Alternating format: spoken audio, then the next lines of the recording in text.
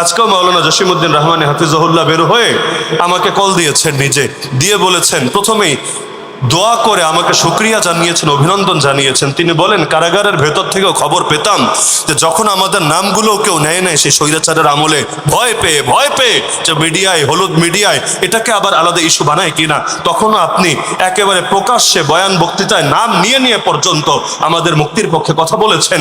এজন্য দিল থেকে আমি আপনার জন্য তখনও দোয়া করেছি, এখনো দোয়া করি, এবং আপনাকে আমি কৃতজ্ঞতা এবং অভিনন্দন জ্ঞাপন করি। শুনে আমার চোখে পানি চলে এসেছে যে আল্লাহ তাআলা যদি চান আখিরাতে আসল বদলা দিবেন ইনশাআল্লাহ। দুনিয়াতে কেউ আমাদেরকে অভিনন্দন জানাবে এটা আশায় থাকে না, কারণ কথা তো যা বলে আল্লাহর জন্য। তারপরও আল্লাহ তাআলা তার এই নেককার বান্দাদের দোয়া যদি পাওয়ার তৌফিক দেন, এটাই বিরাট কিছু। এই এক হিন্দু জেল সুপার কিছুদিন আগেই তো এই কাশিমপুরে আমাদের কত ভাইকে গুলি করে শহীদ করে দিয়েছে। আপনারাও হয়তো তখন আন্দোলন করেছেন, এটা নিয়ে তো অনেক কিছু সেই সময় হয়েছে। অবশেষে তারা হয়তো ক্ষমা চেয়েছে, এটাকে শান্ত করেছে। তো যতই ক্ষমা চাক না কেন, আমাদের শহীদ ভাইদের প্রাণকে আর ফিরিয়ে দিতে পারবে? তাদের নির্দেশেই তো গুলি মেরেছে। কিসের জেল চালায় তারা যে জেলে থাকা বন্দীদেরকে, অসহায় মানুষগুলোকে গুলি করে মারতে হয়? তো এমন মানুষগুলোকে যাদের কোনো ধরনের অপরাধ নাই বলে আসলে মারতে চাই নাই, গুলি লেগে গিয়েছে। আর এই সমস্ত জবাব দিয়ে কি আল্লাহর কাছে পার পাওয়া যাবে? কিয়ামতের দিনে এই শহীদদেরকে আর আমাদেরকে যখন দাঁড় করানো হবে সামনাসামনি, খালি ভয় লাগে এই শহীদরা যদি বিচার দেয় আল্লাহর কাছে, কি জবাব দেবো সেদিন আল্লাহর সামনে? এজন্য আমাদের ভাইয়েরা মাফ চাই, আল্লাহর ওয়াস্তে মাফ করে দিয়েন ইনশাআল্লাহ, ইনশাআল্লাহ। আল্লাহ যদি চান শীঘ্রই আপনারাও মুক্ত বাতাসে আমাদের সঙ্গী হবে।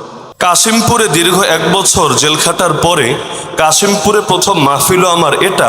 সেই মাহফিল আবার এমন একজন ব্যক্তিত্বের সাথে যিনি হলেন কাশিমপুরেরও সঙ্গী, একই মামলারও সঙ্গী, সব দিকের সঙ্গী। এমনকি কারাগারে আমাদেরকে রেখেছিল পাশাপাশি। কাশিমপুরকে আরো যাওয়া থাকলে অভিজ্ঞতা হয়তো আছে।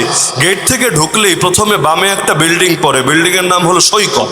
সৈকতের পাশে আর একটা বিল্ডিং, সেটার নাম শৈবাল।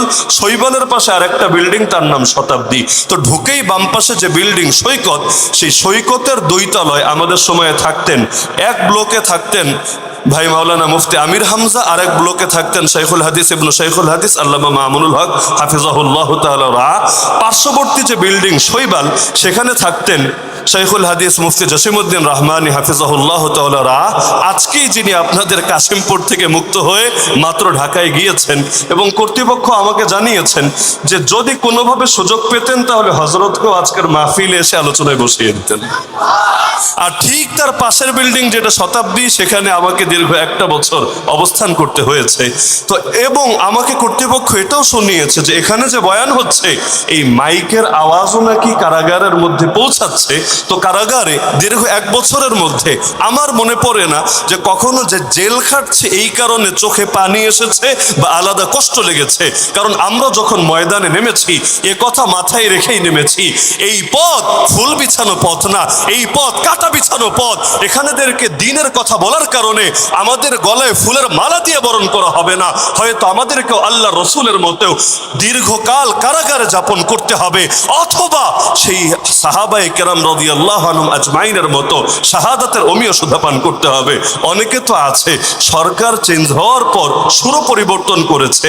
আগে বয়ান যেত পক্ষে তেল মালিশ করা বয়ান, এখন বয়ান যায় বিপক্ষে, একেবারে চাষাছোলা বয়ান। কিন্তু আল্লাহ সাক্ষী, এই দেশের সমস্ত মুসলমানরাও সাক্ষী, আলহামদুলিল্লাহ সুম্মা আলহামদুলিল্লাহ, সরকার পরিবর্তনের সঙ্গে আমাদের সুর পরিবর্তন হয় নাই। আগেও যেই সুর ছিল পরেও সেই সুর আছে, কারণ সরকারকে দেখে আমরা কখনো কথা বলি না।